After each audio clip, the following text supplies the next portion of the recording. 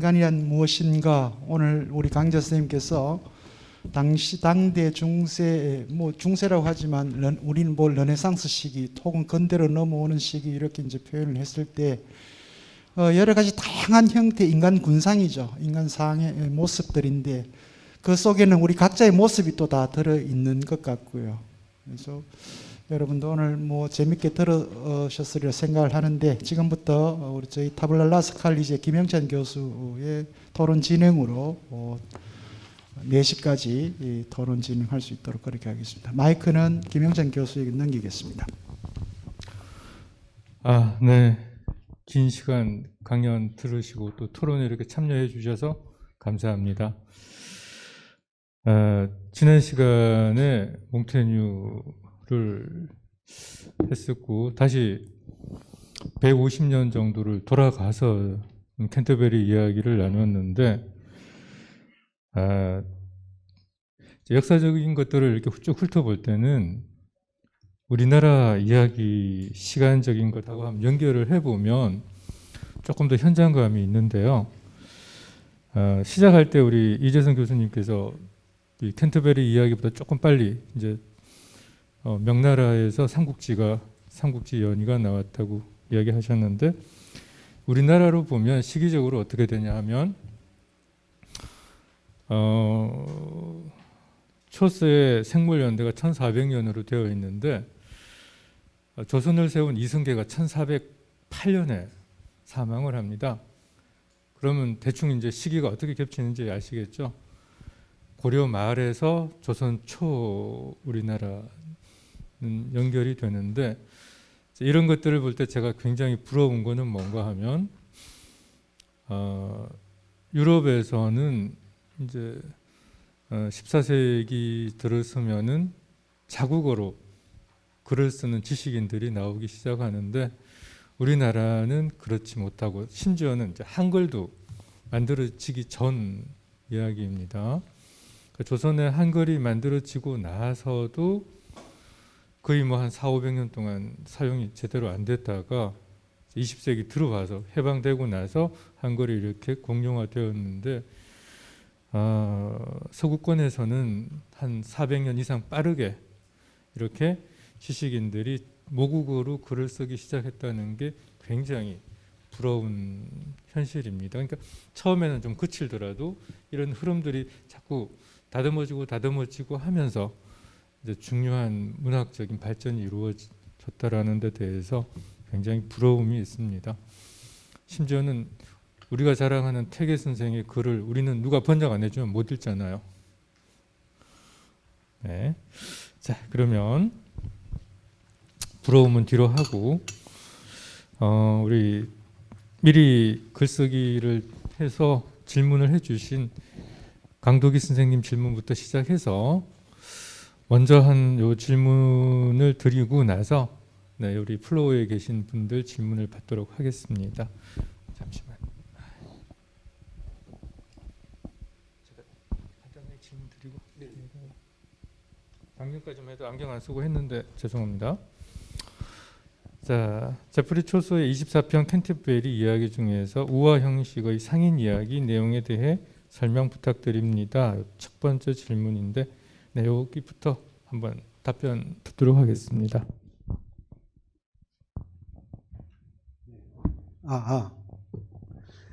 지금 질문 1, 2, 3가 있게 되는데요. 질문 3 제가 이것을 좀 충분히 준비를 해서 사실 답변을 해야 되는데, 이 보카치오하고 이제 비교를 많이 하거든요. 캔터베리 이야기가 이게 이제 액자식 구성이다, 그런 말을 쓰고 하게 되는데요. 사실 제프리 초서가 외교관이 돼가지고 프랑스 가고 이탈리아 갔습니다. 이탈리아 가가지고 이탈리아 가는데 그때 보니까 바로 이 보카치오 문인이 활약하고 있었거든요. 그러면서 인본주의가 이탈리아 시작된 겁니다. 그 당시요. 그러니까 14세기 무렵에 인본주의가 시작됐고 이탈리아에서 나중에 15세기, 16세기 돼가지고 영국, 유럽 북부로 올라오게 된 것이죠. 그래서 이제 토마스 모랄지 에라스무스가 이제 남쪽이 아니고 영국 우쪽 네덜란드 그 북쪽에서 이제 인본주의를 융성화시키게 되거든요. 그런데 이 바로 프랑스의 장미의 사랑, 프랑스 로망스 장미의 사랑을 영향을 받고 이탈리아 가서는 이런 보카치오 같은 사람들 영향을 받게 된 것이죠. 그들 작품 일부를 또 그대로 다시 뭡니까 재편성해가지고 작품을 씁니다. 그게 바로 기사 이야기거든요. 일 필라스트라는 그 기사 이야기 있게 되는데요. 상당히 그 조서가 장미의 사랑도 그렇고 이 보카치오의 이야기도 그렇고 그게 많은 뭐 유럽의 작가들 신화 설화에서 많이 차용을 합니다. 그러다 보니까 그럼 조서의 오리지널 그 아이디어는 뭐냐 이런 이야기 나오거든요. 근데 그 차용은 했는데 약간 뭡니까 핵심 주제 같은 걸 약간 변형을 시켜요. 그게 조서의 이제 독특한 면이고요. 근데 이제 그 보카치오 소설 데카메론과의 뭐 형식과 내용의 차이점 사실 깊이 있게 좀 연구를 해야 되는 문제인데 일단 그 다 아시다시피 데카메론은 이제 10명의 사람들이 젊은 남녀가 뭡니까 흑사병을 피해 가지고 뭐 프로렌스 지역으로 가 가지고 이제 10일 동안 이야기를 하는 거지 않습니까? 이야기하는 건데 그러니까 그 배경 자체가 틀리죠. 흑사병을 피해 가지고 이 도시를 벗어나 가지고 한적한 곳에 가 가지고 뭔가 이야기를 진행한다. 그런데 이 목적이 그러니까 그 세상사에 있는 것들 그런 그냥 평범한 그런 주제가 되는 겁니다. 그런데 데카메론에서 상당히 그 야한 이야기들이 많이 나오게 되죠. 그죠? 야한 이야기들이 많이 나와요. 그 세상적이 다룰 수 있는 것 많이 나오는데 초서의 캔터버리 이야기는 이 구심점이 순례를 간다 겁니다. 영적 각성을 위해서 간다. 그런데 그 가는 과정인데 29명의 사람들이 각자 자기 이야기를 한다 이것이죠. 자, 그 이야기를 이제 다 종합해가지고 또 분석해야 되겠는데요. 결혼 그룹이 있게 되고, 뭐 물질에 관한 것들이 있게 되고, 인간의 7대 제약, 중세에서 말하는 7대 제약, 탐욕이랄지, 시기실험할지, 식탐이랄지, 뭐 자만심이랄지, 나태랄지, 이 7대 제약이 있게 되거든요. 그런 걸 중심으로 인간들의 인간성들이 구현됩니다. 그러니까 약간 그런 면에서는 차이가 있게 되죠. 그리고 구심점이 영적 각성이라는 것에 초점이 안 맞춰 있다는 거하고 데카메론하고는 차이가 있게 된 것이고요. 그리고 이제 이야기가 10사람이 한 이야기가 이렇게 묶어져 있다. 액자식으로 말이죠. 캔터버리 이야기도 그렇게 돼 있다. 그런데 캔터버리 이야기는 이게 결혼 그룹 이렇게 씁니다. 결혼 그룹. 그리고 뭐 야한 이야기 그룹 이렇게 막 그룹으로 되어 있는 것이 있거든요. 그런 차이점이 있게 되는데 그 이외에 보니까 이제 그 구성 같은 것도 말이죠. 좀 틀리죠. 제가 기억하기로 이제 오래전에 읽어가지고 보카치오 데카메론 끝날 때 항상 뭐 노래로 끝나거나 뭐 그렇게 되겠죠. 그래서 이제 그 운율 같은 것도 중요하고 말이죠. 초서의 운율하고 초서의 운율은 제가 이제 초서는 전공자니까 아는데 데카메론이 이탈리아 문학 하시면 정확히 말씀하셔야 되는데 초서는 이행식 가군을 맞춥니다. 그러니까 캔터버리 이야기가 수많은 라인이거든요. 그런데 거의 90%가량이 두 라인씩 끝 엔드 라인의 운이 같다 이것이죠. 예를 들면 1, 2행 같은 거 보면 When the April with its serious soter, the drought of March has started to rotter.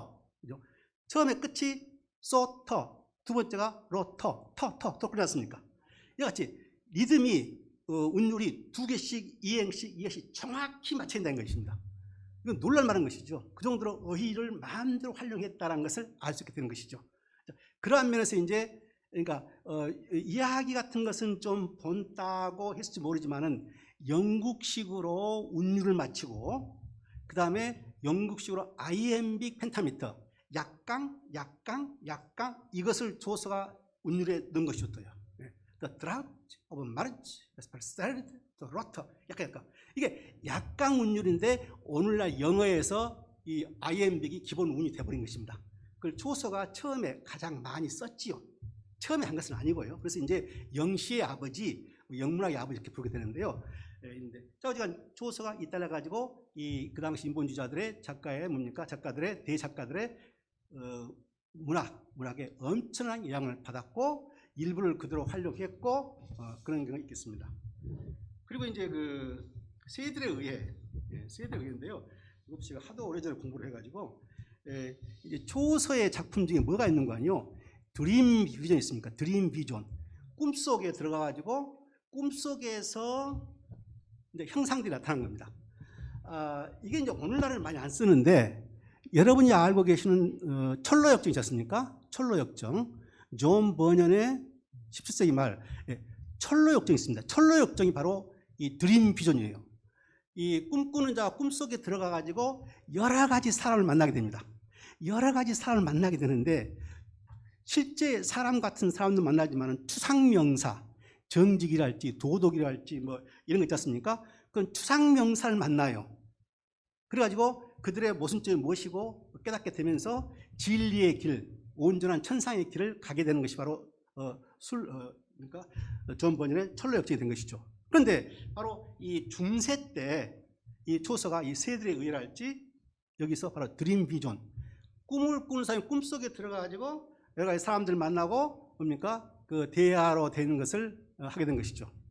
다시 드림 비전은 사실 초서가 처음 한 것이 아니고 그 이전에 고대 영문학 십자가의 꿈이라는 십자가 꿈속에 나타나가지고 뭡니까? 기독교적인 메시지를 전하는 거 시작된 겁니다. 더구나 로마 시대 때 그 이전 로마에서부터 있었던 것이고 쭉 받아가지고 이제 그런 그러니까 그 세대에 의해서는 그와 같은 드림 비전, 꿈의 환영 그런 기법을 쓰게 되는데요. 문자 그대로입니다. 꿈속에 들어가가지고 세들이 모여가지고 이제 디베이트, 논쟁을 벌이는 것이죠. 세들 여러 가지 세들이 나와가지고. 그런데 이제 이 세들에 의해서는 그 배경이 세인트 발렌타인스 데이죠. 세인트 발렌타인스 데이. 그러니까 사랑의 날이지 않습니까? 사랑의 날들이에요. 그래서 이제 세들이 참여해가지고 그 사랑의 본질이랄지 자기들이 이루지 못한 사랑이랄지 이런 거에 대해서 서로 뭡니까? 다양한 세대에 나와가지고 인간들과 같이 의인화돼가지고 논쟁을 벌이는 거 그렇게 되어 있습니다. 자, 그리고 이제 이야기 중에 하나 상인의 이야기거든요. 이 상인의 이야기가 중요한 이야기인데요. 그래서 이제 우화 형식으로 할 수 있겠죠. 이 상인의 이야기도 이제 크게 보게 되면 초소가 결혼 그룹이 있게 되거든요. 사랑의 그룹, 결혼 그룹이 있게 되는데 이 결혼 생활을 어떻게 할 것이냐 그거거든요. 이제 이 결혼에 대해서 초소가 이 펜터블 이야기에서 굉장히 관심을 많이 갖습니다. 결혼에 대해서 결혼의 속성이 무엇인가? 남자는 어떻게 행동해야 되는가? 여자는 어떻게 해야 되는가? 한 가지 확실한 것은 남녀 누구도 주도권을 쥐려고 하면 안 된다. 이겁니다. 근데 그게 중세시대 사람인데 그걸 벌써 강하게 나타나요. 여기서 좀 그런 것이 보이게 되는데요. 이 상인 이야기하는데 이 머천트, 여기서 말하는 상인은 말이죠. 단순한 상인이 아니고 영국과 네덜란드를 자기 뭡니까? 무역선을 왕래시키는 그런 대상인이에요. 대상인이고 아주 이 상인이 기민한 사람입니다. 그래가지고 그 당시에 파이어레이트, 해적들이 많았는데 그 자기의 배를 보호하기 위해서 해적들을 방어하기 위해서 엄청난 돈을 들여가지고 사설 경호원을 고용하면서까지 그 무역을 거래한 사람인데 이 대상인이 어떤 일을 하는 거 아니요? 외국을 왔다 갔다 하니까 불법 환전을 합니다. 프랑스는 불법 환전을 해요. 그래서 그 상인의 그 도덕성을 줘서 꼬집는데 그런 상인이에요. 특이한 것이 무엇인가 아니요? 이 상인은 사업을 하는데 빚이 있어요. 빚이 있는데 그 누구도 이 상인이 빚이 있는 줄 모릅니다. 여러분 장사하는데 나 빚이 많으면 너 돈 꿔주겠습니까? 안 꿔주죠. 그렇죠? 그 정도로 기민하게 움직인다 이것이죠. 그러니까 그러한 기민성, 상인의 기민성, 변호사의 기민성, 의사의 기민성 그런 거 지금 보면 너무나 비슷한 겁니다. 우리하고 말이죠. 그런데 이제 이 상인 이야기를 하는 겁니다. 어떤 이야기인 거 아니요? 이제 제뉴얼리하고 메이라는 두 사람이 있게 돼요. 제뉴얼리는 1월 달이죠, 여러분들. 제뉴얼리는 1월, 메이는 5월이죠.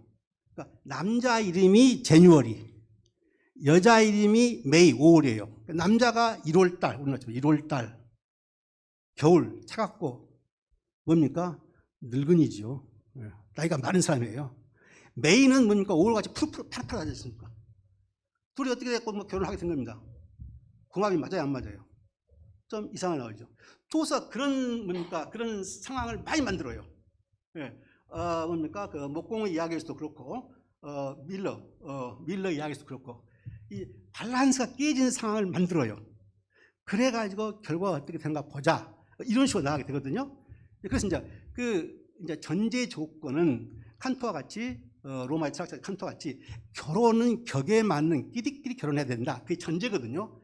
전제면서 그렇지 않았을 경우에 예를 들어가지고 이제 이야기가 몇씩 나가게 된 겁니다. 그 중에 하나가 이제 제뉴얼하고 메이인데, 그러니까 제뉴얼이 1월 달이다, 추운 겨울, 남자인데 나이가 많다. 5월 달은 젊은 여자예요. 둘이 결혼해요. 그러니까 이 남편이 이 제뉴얼이가 이 마누라를 도망갈까, 바람 필까, 노심초사하고 그것만 신경 쓰는 겁니다. 좋을 수 있는 거죠. 근데 메이는 이 나이가 많은 남자이기 때문에 매력을 못 느껴요. 바람을 피게 되죠. 바람을 피게 돼요. 그런데 어느 순간에 이제 신들이 작용을 많이 하거든요. 로마 그리스 신화의 신들이 플루토든가 갑자기 뭡니까 메이가 그러니까 제뉴얼이가 그 나이 먹은 그 신랑이 봉사가 돼 버려요. 봉사니까 안 보일 거 아닙니까? 그죠? 안 보여요. 그 틈을 이용해 가지고 이 메이가 자기 뭡니까 데미아이든가 이 자기의 그 사랑하는 그 정부하고 같이 바람을 피워요. 어디서 바람을 피우는 거 아니? 나무 위에서 바람을 피워요. 그 밑에 늙은 남편이 거기 있는데 그 위에서 바람을 피웁니다. 아주 불륜의 여자인 것이죠. 그래서 이상한 소리가 나고 하니까 이제 그 밑에 남편 말이죠. 궁금해하면서 이상하다 하고 있는데 그 순간 또 다른 신이 이 늙은 남편의 눈을 뜨게 만들어 버려요. 왜 그러는 거 아니? 자, 저 불륜의 장면을 봐라. 너의 부인이 이와 같이 불륜 여자다. 그걸 알려주기 위해서 이제 눈을 띄어버립니다. 그러니까 눈을 딱 띄니까 자기 부인이 이상한 그러니까 젊은 남자하고 바로 보니까 발가벗은 부분 놀아나고 있거든요. 그러니까 뭡니까 이 제뉴얼이 늙은 남편이 화가 나가지고 막 험한 말을 했겠죠. 그러니까 또 다른 신이 개입을 합니다. 프로스페로나인가 또 다른 신이 개입해가지고 이 부인한테 부정한 짓을 한 부인한테 지혜를 줘요. 지혜가 아니고 아주 그 빠져나갈 수 있는 변명을 줍니다. 무엇인가 하니 이거 지금 나 혼자 있는데요. 그러면서 나 혼자 있는데요. 당신이 내가 어떤 남자하고 바람을 피는 거 봤다면 아직 치유가 덜 된 것입니다. 이렇게 말합니다. 그러니까 그 남편이 그러냐고 빨리 내려라고 하면서 그 부인을 뭡니까 다시 용서하면서 살게 된다는 거예요. 그럼 그러한 결혼이 바람직한 결혼입니까? 평생 그와 같이 젊은 여인한테 이쁜 여인한테 끌려다니는 그런 뭡니까 그렇게 수동적이고 행복하지 못한 결혼상을 보여주게 된 것이죠. 그러니까 이와 같은 몇 가지 그 결혼의 우화를 통해서 어떤 것이 바람직한 결혼상인가 그것을 보여주고 있는 것이죠. 바로 그것 중에 하나가 바로 상인의 이야기가 되겠습니다. 네, 감사합니다. 이런 말이 있죠. 햇빛 안에 새로운 거 없다. 한 600년 전 이야기인데 가만히 보면 지금하고 굉장히 닮아 있다라는 걸 우리가 지금 이해할 수 있을 겁니다. 자, 우리 강도기 선생님 질문에 대한 답변을 연달아서 해주셨고요. 지금부터 우리 플로우에 있는 우리 시민 여러분들께 질문의 기회를 드리도록 하겠습니다. 자, 질문 혹시 있으신 분은 손을 들고 해주시면 되겠습니다.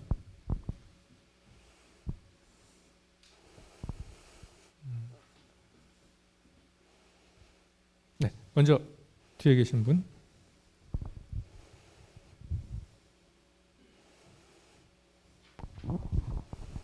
네, 교수님 말씀 감사합니다. 다른 분이 질문 안 하셔서 손을 들었는데 두 가지 질문을 드리려고 하는데요. 오늘 주제와 좀 벗어나도 좀 양해해 주시고 교수님 이제 영국에서 오랫동안 공부를 하셨는데 다 알다시피 얼마 전에 영국 황실의 여왕의 남편이 우리 100세인가 나이로 이제 돌아가셨습니다. 영국 황실을 우리가 21세기 어떻게 이해해야 되는지 한번 여쭤보고 싶습니다. 이런 민주공화정 시대에 황실이라는 개념이 어떤 위치에 있고 또 조금 더 확장한다면 영국 성공회 또 캔터베리 대주교 이런 사람들과의 관계도 또 어떻게 되는 건지 한번 여쭙고 싶습니다. 두 번째는 영어 21세기의 영어의 위상이 지금처럼 유지가 될 수 있는 건지 우리나라 사람들이 외국 가서 가장 포기하는 공부가 영문학이라는데 우리 교수님은 거기서 학사, 석사, 박사까지 어려운 공부를 다 하셨는데 21세기에도 이 급변하는 세계 속에서 영어의 위치가 지금과 같이 유지하고 영향을 가질 수 있는 건지 한번 여쭤보셨습니다. 예. 질문 명확하죠. 근데 첫 번째 질문에서 네. 영국 왕실 이야기와 더불어서 현대의 종교와 정치적인 관계까지 한번 더불어서 말씀해 주시면 좋겠습니다. 네. 상당히 뭡니까 의미가 있고 좋은 질문이라고 저는 생각합니다. 도대체 21세기인데 영국 왕실에 지금 들어간 돈이요. 국민 세금으로 그 유지비가 몇 백억입니다. 따로따로 있어요. 여왕 유지비가 뭐 3, 400, 4, 500 되고요. 그 아들 유지비가 뭐 몇백억 되고 말이죠.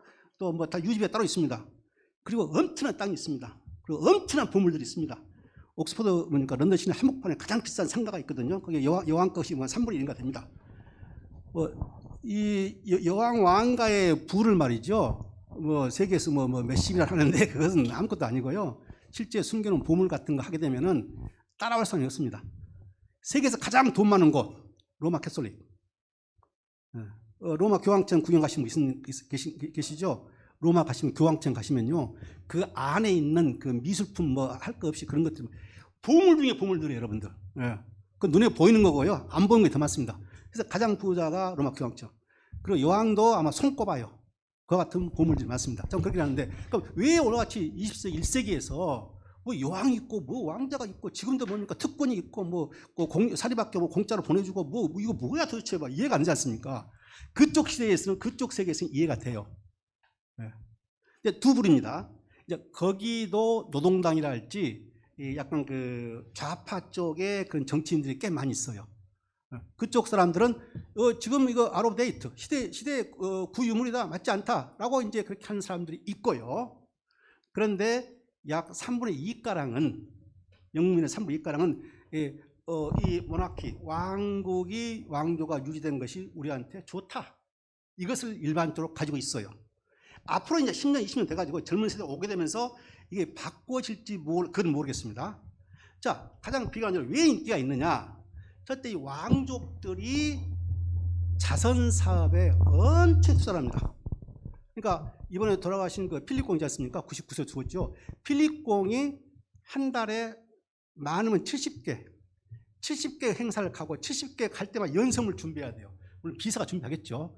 그 정도로 이 왕실 사람들이 가만히 있는 게 아니고 바빠요. 다이애나 여왕 같은 경우는 그 당시 그 다이애나 여왕 그 말기에 에이즈가 퍼졌어요. 아시죠? 에이즈가 퍼져가지고 이 에이즈가 이제 그 BBC에서 방송에서 환자들이 어떻게 죽어간 거 나오는데 문자 그대로 뼈다귀만 남고 사람 죽어가요. 에이즈 그런 사람들. 거기를 갑니다. 다이애나가. 이제 그것을 뭐 휴먼십이 할 수 있겠죠. 자기장 가요. 가가지고 손목을 잡고 에이즈 그런 사람 손목을 잡고 다이애나가 위로를 해줘요. 그것부터 시작해가지고 뭐 가난한 사람, 뭐 빈민가 수없이 돌아다닙니다. 그러니까 그것을 뭐 쇼다 할 수도 있겠죠. 그러한 동력이 되는 것이죠.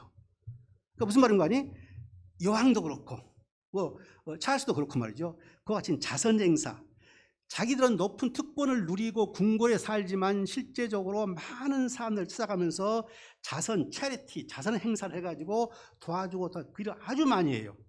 자, 그리고 포클랜드하고 전쟁이 있거든요. 영국하고 포클랜드하고 그 많죠. 포클랜드 그 앞에 해역이 바로 영국 거라 해가지고 싸웠거든요. 거기에 전쟁이 일어나게 되니까 바로 여왕의 둘째 아들입니까? 둘째 아들이 딱 보니까 군복을 입고 거기에 헬리콥터 나왔거든요. 그러니까 국가 위기 시에 전통적으로 영국은 뭡니까? 노블레스 오블리제 직접적으로 모범을 보입니다.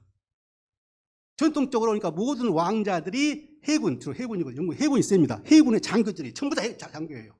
필립 공도 해군의 장교입니다. 군 복무, 군에 대해서 나라를 지킨다는 게 딱 철두철미합니다. 그러니까 자기들도 뭐 이상한 짓거리 하고 바람 피우고 뭐 많이 해놨습니까? 이혼하고 난리여도 이 사람들한테 깊이 파고 들어가지고 아주 그 서민적인 모습을 보이고 가난한 사람을 구제하고 병든 사람을 구제하고 이런 게 앞장서 왔다. 그래서요, 그 이제 인식이 그거 있습니다. 자, 그리고 두 번째. 자, 일단 왕실에서 행사가 이루어졌다. 다이아나 때도 그렇고, 몇 년 전에 뭡니까? 그 메카닌과 미국 여자하고 결혼한 거 있지 않습니까? 한 번씩 결혼하게 되면은 영국의 축제가 아니면 세계의 축제가 돼버려요. 그런 것까지 할 수 있을까라고 저도 의아해 하는데요. 그건 제 생각이고, 실제로 그런 결혼 행렬을 보기 위해서 며칠 전부터 그 길거리에 서가지고 날 세워가지고 텐트 치고 날 세워가지고 보고 있거든요.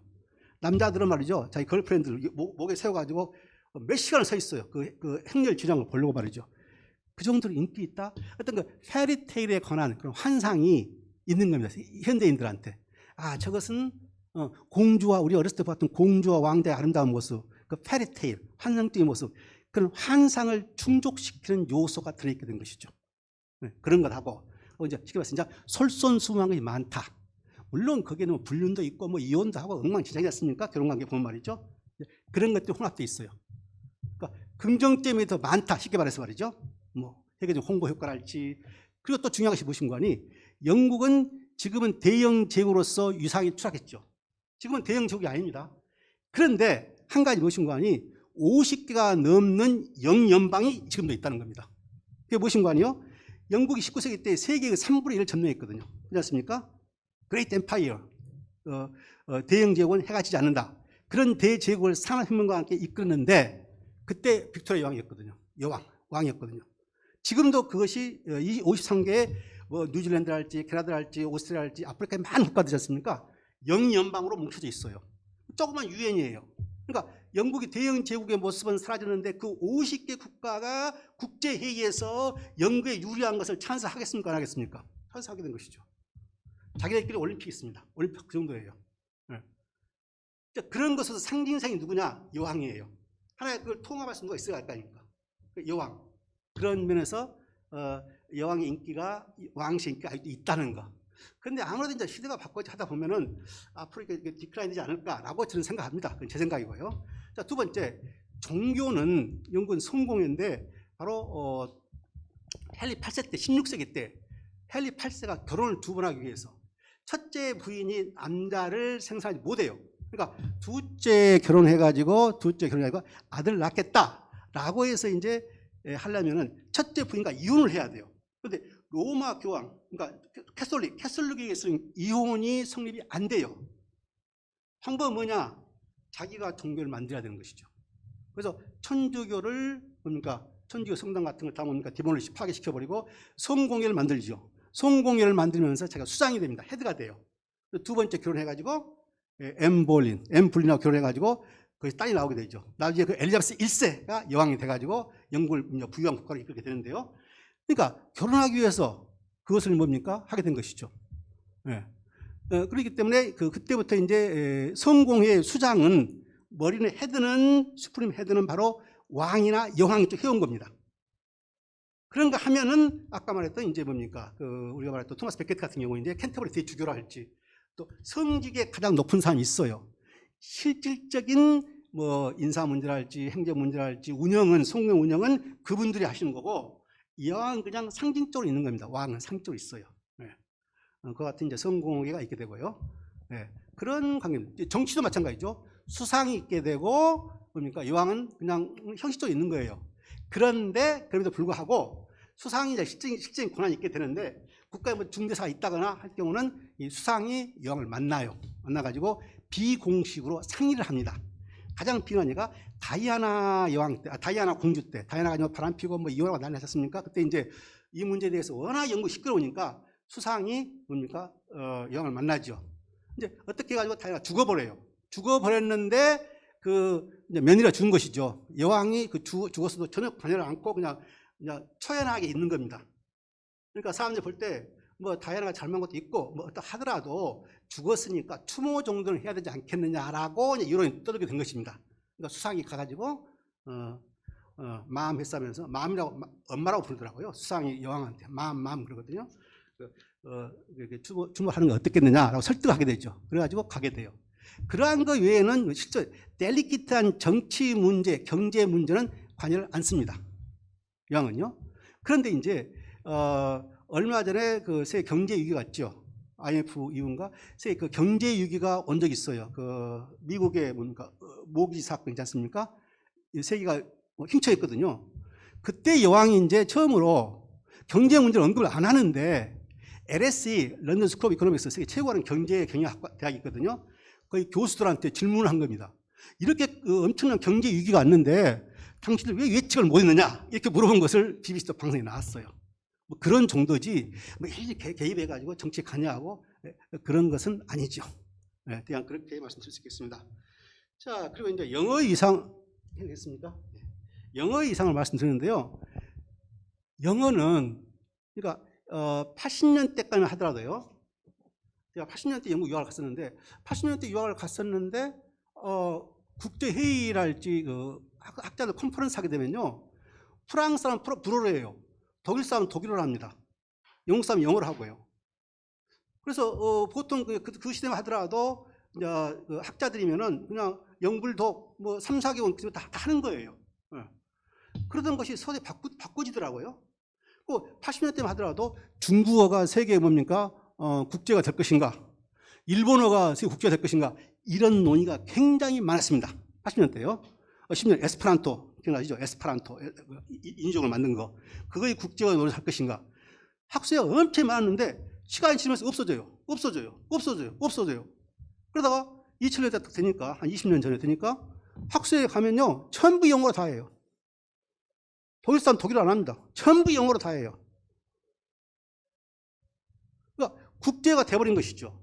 근데 유럽을 봤을 때 유럽이 16세기까지 라틴어가 지식인들의 언어였어요. 성직자와 지식인의 언어. 그러니까 라틴어를 안 하면은 영불독 할 것 없이 지식인 대우를 못 받아요. 그러니까 우리가 보는 16세기 아이작 뉴턴 과학자인데 과학자가 광학 이론이라는 책을 썼는데 영어로 쓴 것이 아니고 라틴어로 쓴 겁니다. 여러분들 기가 막힐 노릇이죠. 과학자인데 말이죠. 그 정도로 지식인은 라틴어를 써야 한다. 이게 16세기까지 팽배히 있었던 것입니다. 그와 같이 영어가 그와 같이 돼버렸어요. 지금요. 그러니까 이것을 이제 갈수록 AI도 나오고 보니까 AI 인공 번역도 나오고 다 나오는데 필요하지 않을까 이렇게 생각하시는데 그러니까 영어하고 접촉 부분이 없을 경우는 구태영 할 필요 없죠. 그 순간 다른 거 하면 되지 않습니까? 그런데 영어로 우리가 뭐니까 정보를 모은다, 인터넷 한다, 뭐 한다 하면은 영어가 대세가 돼버렸죠. 그러니까 80 몇 년도에 그 프랑스하고 영국이 항상 대결 국가입니다. 프랑스와 영국이 항상 대결 국가예요. 중세 때부터 100년 전쟁 해가지고 싸우고 난리 났지 않습니까? 그런데 프랑스가 한때 모든 외교 문서랄지 상업적인 그런 것들을 말이죠. 불어를 해야 한다고 공표한 적이 있습니다. 그래가지고 세계 각국들이 갑자기 뭡니까? 모든 것을 불어로 써가지고 프랑스에 뭡니까? 뭐 문서랄지 외교 문서 모든 걸 해야 되는 겁니다. 그 무렵에 제가 이제 프랑스 여행을 갔어요. 프랑스 여행 가가지고 티켓을 끊는데 영어 쉬운 말로 영어로 하니까는 어디 가는 거 2개 주세요 하니까 아무것도 안 해요. 못 들은 척이에요. 딱 들은 겁니다. 영어를 못 쓰게 하지. 뒤에 있던 이제 그 불어를 하신 분이 영어도 하신 분이 그분이 불어를 해가지고 끊어지더라고요. 그 정도로 프랑스가 콧대가 셉니다. 지금은 싹 꺼져버렸습니다. 프랑스 초등학교, 고등학교, 중고등학교에서 영어를 가르치고 있죠. 이탈리아에서 영어를 컴펄서리는 아니고 이제 의무교육은 아니고 영어를 시키고 있죠. 러시아에서 영어를 시키고 있죠. 북한에서 북한의 우수한 애들한테 영어 시키고 있지 않습니까? 이게 퍼져버렸어요, 여러분들. 이거 어떻게 막을 수가 없어요. 막을 수가 없습니다. 저도 그래요. 시내 다니다 보면 아파트면 전부 영어예요. 영문과 교수 영어 뭐 할 만큼 하는데도 말이죠. 무작정 영어 씁니다. 한국 사람들 기사할 때 영어 아무리 쓰고 말이죠. 이건 아니다 하는데 이거 우리나라부터 지금 문제예요. 지금 뭐 좋은 한글인데 왜 영어를 씁니까? 너무 많이 쓰거든 지금요. 근데 이것을 너무 많이 쓰는데 이것을 어떻게 인위적으로 제어할 수 있는 것은 한계가 있다 이거예요. 지금 젊은 사람들 20대, 10대 애들이 의식 구조가 틀려요. 아주 틀립니다 우리더라고요. 아주 틀려요. 그러니까 제가 문학강의 하면서 영문학에서 지고한 사랑이 나오지 않습니까? 지고한 사랑, 목숨을 건져가지고 사랑하고 막 같은 거 많이 나오거든요. 그럼 그걸 강의를 해요 제가요. 그러면 듣고 있다가 학생한테 물어봐요. 여학생한테요. 이러한 사람 어떻게 생각해? 그럼 학생 대답이요. 교수님 그럼 부담스럽지요. 지금 이 머리의 패러다임이요 완전히 바뀌었습니다 여러분들. 그러니까 우리가 생각한 영어하고 그들 생각한 영어하고 틀려요. 지금 영어 잘하는 사람들은 대부분 더 여유 있는 학생들은 유치원 때부터 영어를 하거든요. 중학교, 고등학교 해오기 때문에 이 영어식 구조, 영어에 대한 인식이 여러분들하고 완전히 틀립니다. 그러니까 모든 거에 있어서 그냥 쉽게 영어로 쓰려는 영어로 하려는 겁니다. 말 축약 같은 것도 영어로 막 해버리고 말이죠. 그러니까 우리 딸도 있습니다. 딸들의 지금도 오고 가는 글 뭡니까? 뭐 카카오톡 보게 되면요. 되게 뭔 단어인 거 이해를 못해. 영어 같은 거 작게 써가지고 말이죠. 뭐 LOL 해가지고 막 하고 막 나오거든요. 그런 시대예요. 때문에 이제 이 영어는 어떻게 이 영어가 팽창돼가는 것을 억제할 수는 없다는 것이 제 생각이고요. 물론 이제 2, 3년 지나서 모르겠습니다만 앞으로 10여, 20년간에는 그게 안 돼요, 여러분들. 안 되고 일단 영국, 미국 영어로 통용되는 곳과 뭐 통화를 하고 뭐 무역을 하고 뭐 하게 된다. 영어를 배울 수밖에 없다가 되어버렸죠. 근데 그 열기가 중국에서 지금 퍼지고 있다 이것이죠. 중국. 중국에서 터지면 뭐 끝난 거 아닙니까? 예. 그 때문에 이제 그러한 면에서 뭡니까 상당히 그런데요. 그래서 이제 AI가 나오니까 그 필요 없지 않느냐. 저희 친구가 보니까 이거 자동 번역기 회사를 크게 해요. 그래가지고 하는데 이제 그 친구가 이제 지금 계속 진보해가지고 하게 되는데 지금은 굉장히 잘 돼 있습니다. 그 자동 번역기 있어요. 여행 가면서 할 수 있게 되는데 약간 조금 깊이 기본적인 여행 가가지고 상업적인 걸 사게 되는데 좀 깊이 들어가면 못 해요. 네. 그런 한계 있어요. 근데 이제 이런 그 자동 번역기랄지 그런 것은 시간 문제입니다. 그러니까 10년 전에 나온 자동 번역기하고 구글 번역하고 20년에 나온 거하고 최근에 나온 거하고 갈수록 업그레이드 되고 있습니다. 이게요. 앞으로 10년만 가면요. 제 생각에는 아주 그 철학적인 거랄지 뭡니까 아주 그 어려운 거 문학적인 감성 깊은 거 그런 것까지는 모르겠습니다만 대부분 앞으로 10년만 가면은 이 자동 번역기가 거의 나오게 돼요. 자, 그러면 자동 번역기가 나오니까 왜 영어를 할 필요가 있느냐라고 생각할 수 있겠죠. 나와도 영어는 계속 필요하게 됩니다. 자동 번역기가 한다 해가지고 사업하는 사람이 외교문서 작성하는 사람이 자동 번역기 100% 의존해가지고 안 놔두거든요. 다시 풀프링을 또 합니다. 두 번이나 하게 되거든요. 네. 매사의 모든 것을 자동 번역해가지고 할 수가 없는 상황이 생기게 되거든요. 생기게 돼요. 그래서 이제 영어는 앞으로 막을 수 없는 거고 10년 20년까지는 말이죠. 예, 그렇게 말씀드릴 수가 있겠습니다. 예, 안타깝네요. 우리 아이들 영어 공부 계속 시켜야 되겠네요. 말씀 중에 참 공감되는 게 프랑스는 유럽에서 중국과 같습니다. 그러니까 모든 문화의 중심은 우리다 이랬는데 그런 프랑스마저도 이제 영어권으로 편입되는 상황이라고 하니까 이 흐름을 어떻게 하겠습니까? 네, 혹시 또 다른 질문 있으면 받도록 하겠습니다. 네, 저 뒤에 계시는 분.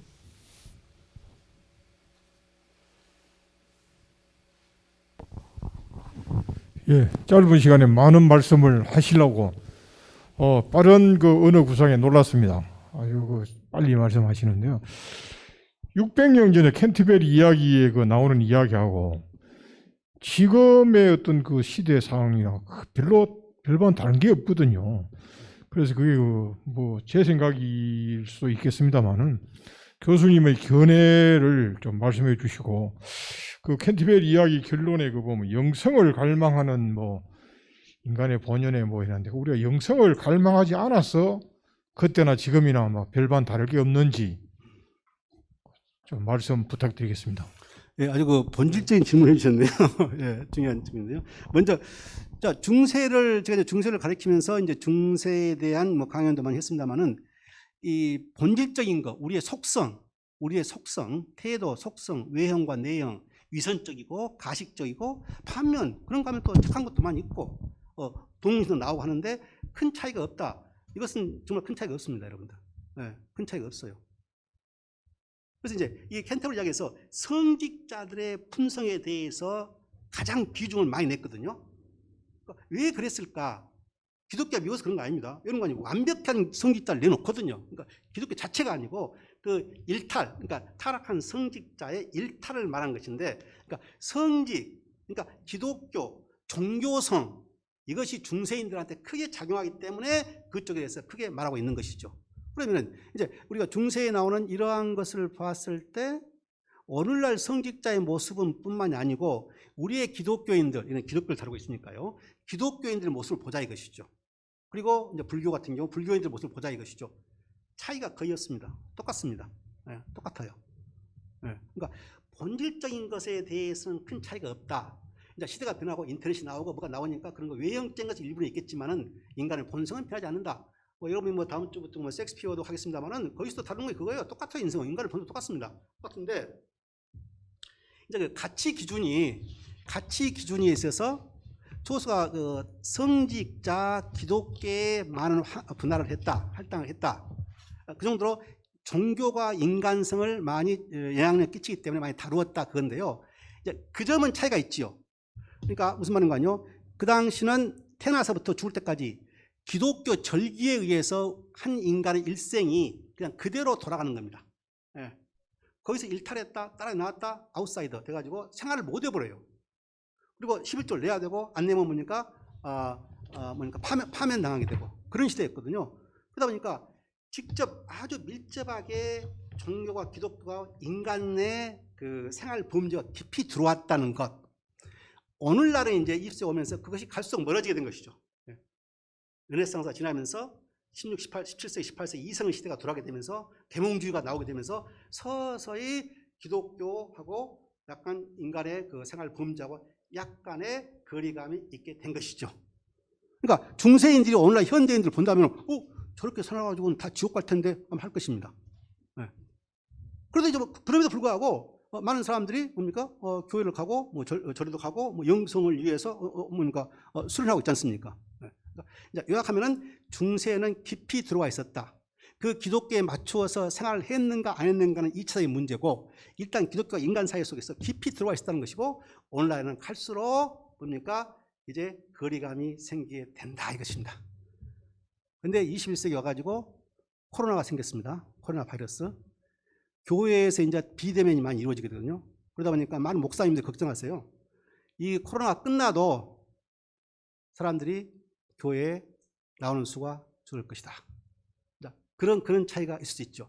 자, 그럼에도 불구하고 초소는 인간은 그러니까 교회 가고 안 하고를 떠나서 뭘 추구한다? 내적으로 나란 존재란 무엇인가?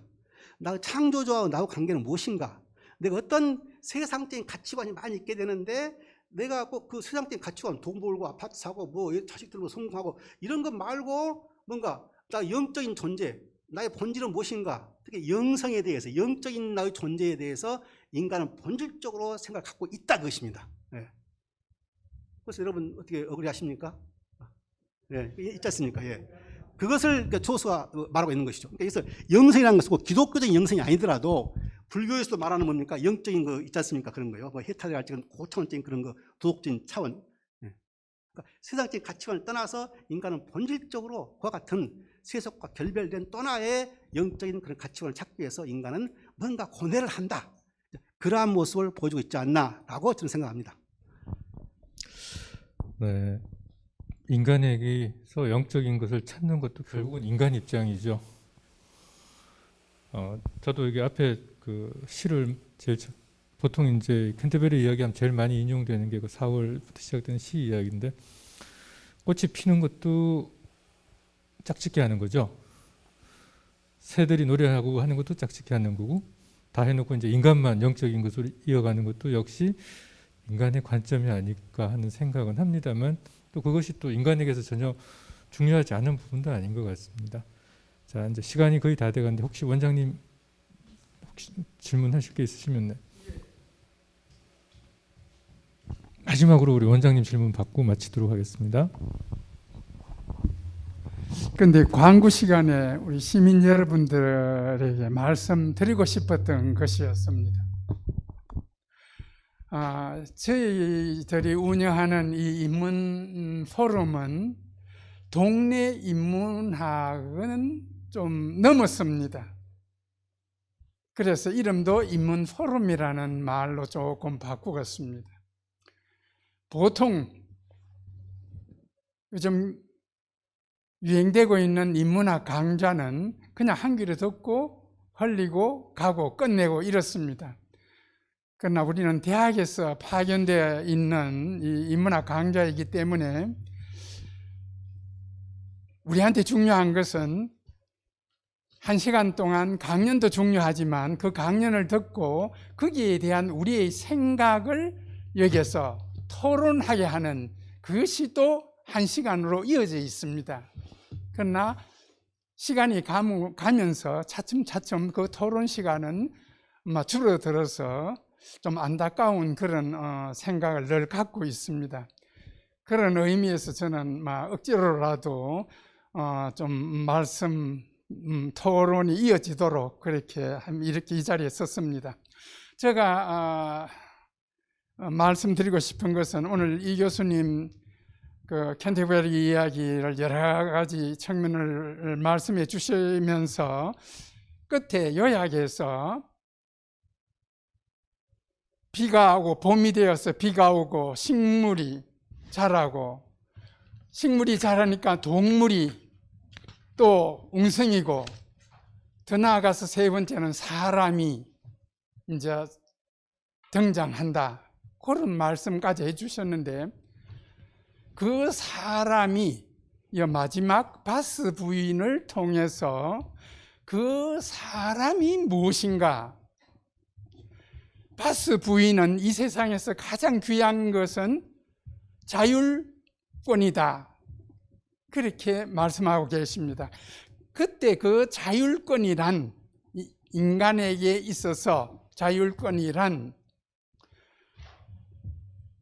좁게 말하면은 중세 시대이기 때문에 또 바스 부인이 말하고 있기 때문에 여권 신장하고 관계에 있는 것이 아닌가 그 점을 말씀드리고 싶었고요. 두 번째 더 나아가서 좀 크게 확대해서 생각하면 인간의 자주권이 아니겠냐. 이것은 지난 시간에 우리 몽테뉴를 우리 강의 들으면서 사람은 어떻게 살아야 할 것인가 10가지를 제시하면서 그 중에서 우리한테 저희한테 와닿은 것은 자기로서 살기, 자기로서의 살기, 사람이 한평생 늘 남에 따라서 사는 것보다는 자기로서 살아가는 삶이 가장 귀하지 않겠냐. 그런 맥락에서 몽테뉴는 약 200년 후에 그런 얘기를 했습니다. 다시 요약하면은 자율권이란 즉 인간의 자주권을 말하고 좁혀서는 여성 신장권이 아니겠냐. 이 점에 대해서는 이 교수님 어떻게 생각하시는지. 감사합니다. 예, 우리 교수님 아주 좋으신 아주 고명하신 교수님의 그 질문을 들었는데요. 이제 그 철학적인 관점으로 접근하는 거. 이제 이 조선은 문학인이기 때문에 이제 제가 이제 문학을 강의하면서 항상 느낀 게 그겁니다. 철학과 역사, 문학, 뭐 종교학 이런 것 다 리버럴 아트, 인문학으로 이렇게 통칭되는데요. 인문학으로 통칭되다 보니까 인간의 본질은 무엇인가 기본이거든요. 그런데 엄청 구분이 있습니다. 예. 문학은 철학에서 추구하는 그 명제의 궁극적인까지는 가지 않습니다. 특히 문학은 생활 속에서 접함 속에서 우리가 경험으로 부딪힐 수 있는 거, 그 정도까지로 한계가 지워져요. 그러니까 철학자들이 봤을 때 좀 뭡니까? 좀 소극적이랄까요? 네로우 마인디드, 좀 좁은 개념이 되는 것이죠. 그래서 이제 바스 부인 같은 경우는 조서가 이제 여권 신장까지 고려했다고 생각할 수 있겠습니다. 있는데 일단 중세라는 사회가 여성의 위치를 봤을 때 재산권이 제한됩니다. 모든 게 제한돼요. 그리고 일할 수 있는 것이 없습니다. 유럽 사회에서 18세, 19세기 돼가지고 공장이 세워지면서 사람이 생겨되면서 이제 여자들이 공장에 가서 일하면서 자주적인 직장생활 하게 되면 돈이 생기게 되니까 자주권이 많이 나오게 되는 건데 그 이전에는 일할 것이 없어요. 그러니까 자연적으로 결혼에 속박된 것이죠. 그러니까 결혼해야만이 여자의 일생이 경제적인 안정이 될 수 있는 것이 대부분의 사람이었던 것이죠. 그런 환경이고요. 이제 이 바스 부인이 자기가 꼭 여권 신장을 생각하고 대의적인 마인드를 갖고 했다라기보다는 우선 결혼이란 인간이 가장 접하기 쉬운, 가장 우리가 접하고 있는 흔한 여기에서 좁혀가지고 보았을 때 결혼과 성을 보니까 고상한 것도 있긴 하지만은 그렇지 않은 것다 이것이죠. 우리가 경험으로 보니까 봤으면 그러거든요. 자, 남자와 여자와 생기가 왜 생겼느냐? 자기가 질문을 던집니다. 그러니까 오줌 누기 위해서 남녀를 구분하기 위해서 봤으면 그래요. 에이, 다 알잖아. 경험으로 성적 쾌락을 위해서 한 거 아니냐 이렇게 말하거든요. 네, 그러니까 인간이 본능적으로 갖고 있는 그러한 것을 담고 있어요. 자, 그리고 이제 결혼을 몇 번 해야 이상적인 것이지? 자기는 5번 했거든요. 그러니까 창피스러워요. 정당화시키죠. 솔로몬은 마누라가 700명이었는데 성경에서 그 중하게 다루는 솔로몬은 700명, 첩이 300명이었는데 대부분 뭡니까? 선지자들이 막 2명, 3명이었는데 나도 5번 했으니까 적지 않은 편은 아니지만은 그렇게 justify, 성경을 끌어들라고 이렇게 정당화시킵니다. 그러니까 일상생활 속에서 쉽게 볼 수 있는 우리가 접하기 쉬운 그것의 속에서의 어떤 자주권. 그리고 이제 결혼을 보게 되니까 이 남자들의 여러 가지 면에 의해서 여자들이 피해를 본다 이것이죠. 자, 결혼을 이 여자에 5번 했는데 앞에 세 사람은 나이가 많고 돈이 많은 사람들이에요. 이 부인은 젊고 나이가 젊어요. 그러면 결혼해가 뭐가 있습니까? 나이 많음과 돈하고 젊음과 예쁨이 바꿔진 것이죠. 그러니까 상업적인 교환이 이루어진 겁니다. 1, 2, 3가 말이죠. 그래서 간파한 거죠. 조서가 말이죠. 예. 그러니까 그런 걸로 봤을 때 그런 결혼 생활을 형부하지 못하다 것이죠. 예. 그리고 어느 한쪽인가는 그런 걸로 인해 가지고 불협방이 생기게 되고 한다 것이죠. 그래서 이제 그런 우리가 쉽게 접할 수 있는 그런 상황을 설정해 주면서 독자들로 하여금 깨닫게 하는 것이죠.